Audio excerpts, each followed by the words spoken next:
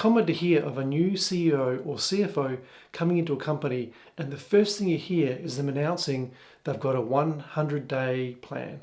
And you may have seen one done by one of your leaders or even done one yourself. Now, I've got some pretty strong thoughts on when a formal plan should and shouldn't be used, how to do one successfully, and some major pitfalls to avoid at all costs.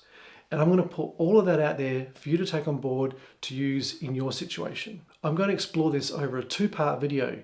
In this one, I'll cover how to make a first 100 days plan work successfully.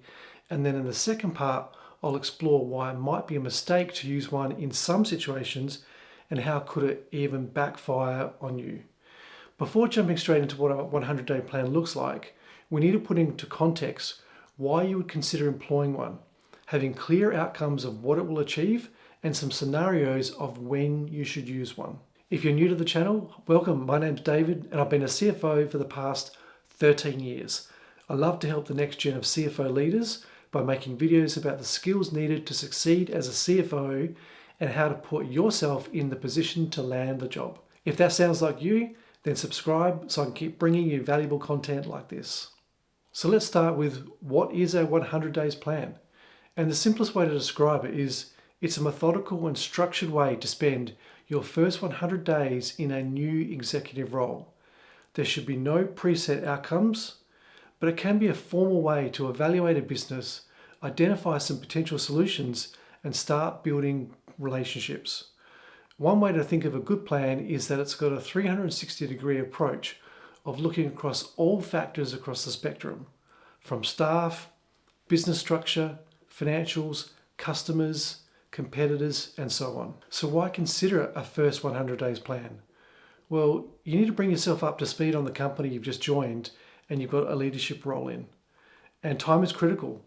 Staff, suppliers, and key stakeholders, they may not afford you the luxury of time when staffing and business decisions need to be made just because you're new to the company. A 100-day plan may give a focus to this time, perhaps even quarantine it in some way to define it as a period to absorb information and defer some of that decision making until after it finishes.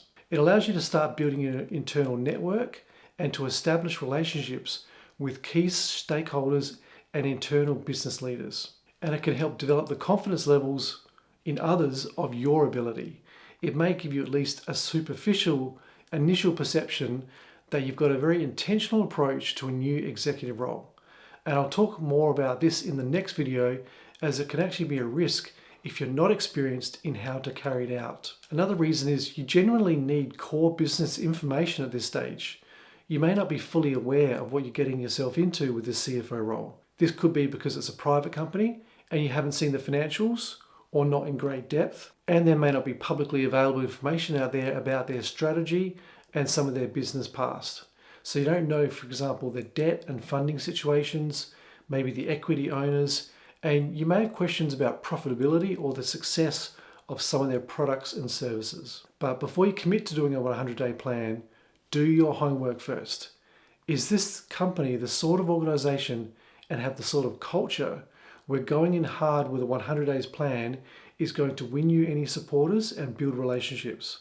Or will there be people saying, who does this person think they are? Even if that's the case, you still might go ahead with it, as the benefits could outweigh the negatives. To create your 100 days plan, start with defining the outcome you want to achieve after the 100 days finishes. Now, never blindly follow someone else's 100-day plan, because it might have come from a consulting firm or a mentor, and you get to days 50 to 60 and the plan said you should now analyze company profitability, the products, markets, sales trends.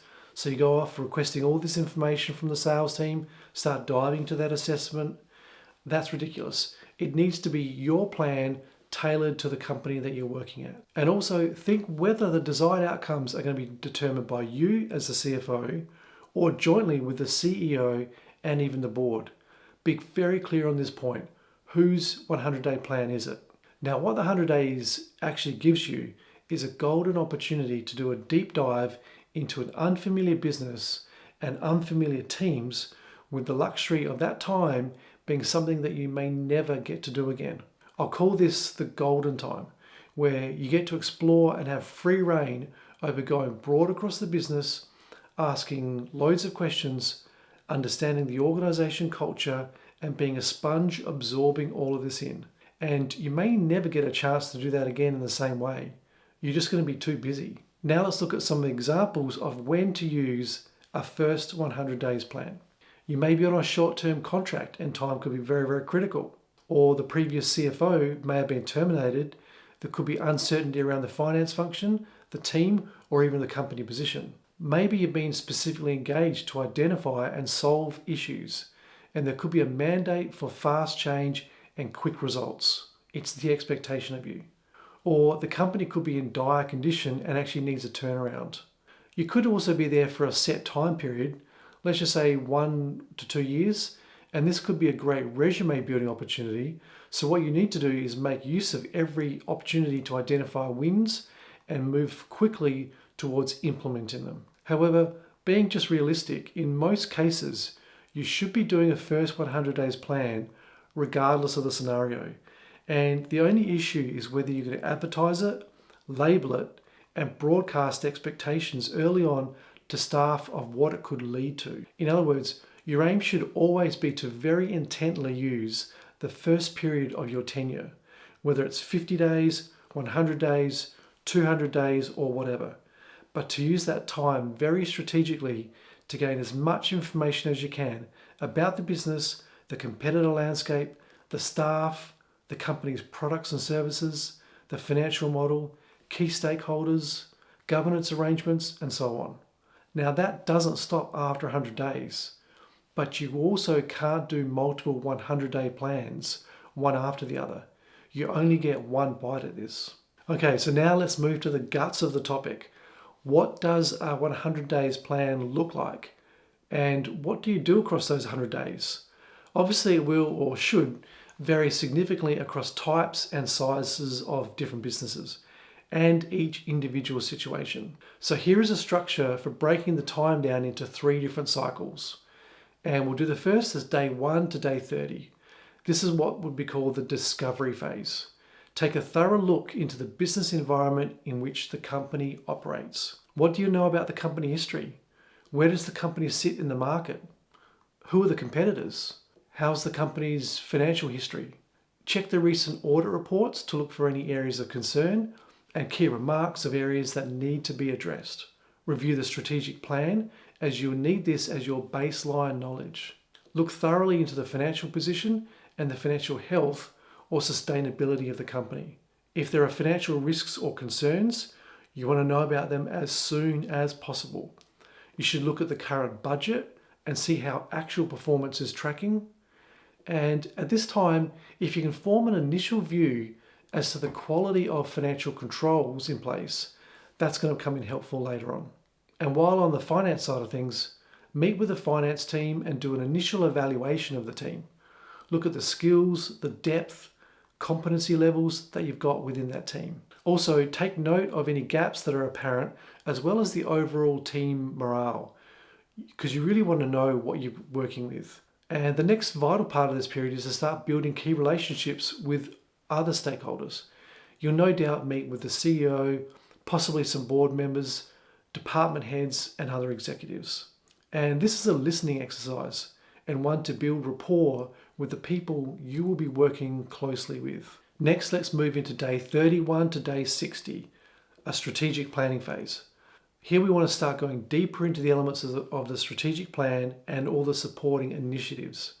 This could include business cases for large capital investments and master plans, maybe 5-year forecasts, understanding the financial commitments and any of the banking arrangements that are in place. You may also want to understand the business critical contracts, partnerships, and any other joint ventures that are in place, as well as any significant investments that the company holds.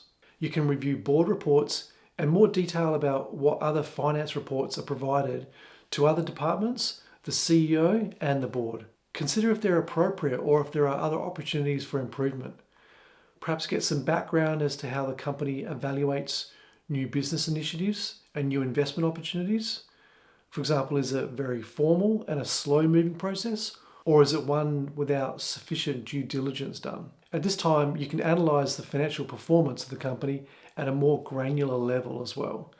Are some areas doing well while others are uncompetitive or even making losses? And are there industry benchmark reports for key performance indicators that are tracked and reported on? If so, get a picture of where the company sits against all of these. Probe into whether there are action plans in place to address areas where the company might be underperforming, especially if there are trends emerging.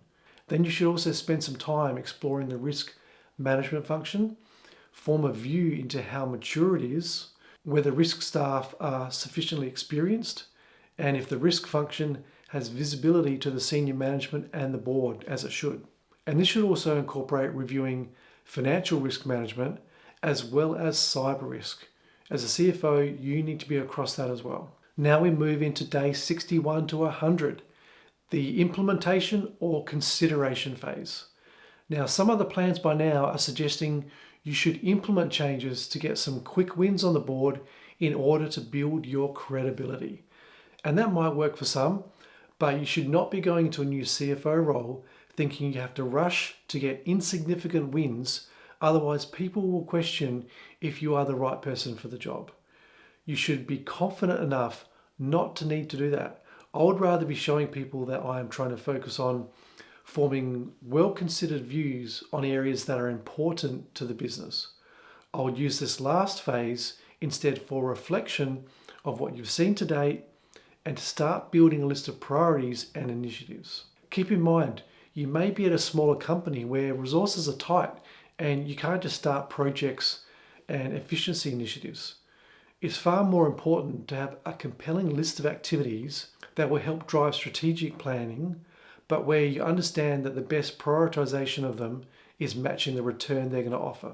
A practical example here would be flagging items to feed into the next budget preparation. And in this phase, you can also keep building out your network, which might include meeting with board members or even other peers in the industry. Now, I'll add that you can start having some deeper conversations with the CEO here about business strategy and the vision, and really try to understand their mindset, where they want to drive the company to, as some of these themes might not be in existing plans and documents just yet. Lastly, keep providing communication and feedback to your team of what you're finding and thoughts from what you've seen so far. This is to keep engaging with the team, maintain their confidence levels, and ensure that you keep building goodwill with them, along with holding a firm line of expectations of accountability and high performance. Now, I will note in my 100-day plan, I would advocate to spread it out more than what some of the plans might. I feel they rush into trying to make quick evaluations and be implementing change within that third month, when really no detailed analysis would have realistically been done that fast, especially if it's going to impact on headcount and budgets. You should be careful doing that in the third month. Instead, use this time to keep gaining deep knowledge over the environment that you're operating in and focus more on building relationships with teams and leadership. Now, that's a lot to take in, but wait, I'm going to follow this in my next video with all of the counter arguments and present the case for why it might be dangerous to come in as a new CFO with a very big first 100-day plan and some of the scenarios that you should be very wary about. So don't miss that one. Let me know your thoughts on how to tackle the first 100 days in a new exec role down below. For the business and finance professionals, I've got tons more content coming designed just for you, starting with this one right here. And hit the subscribe button to join me as I share my CFO experience with you. Thanks for watching. Bye for now.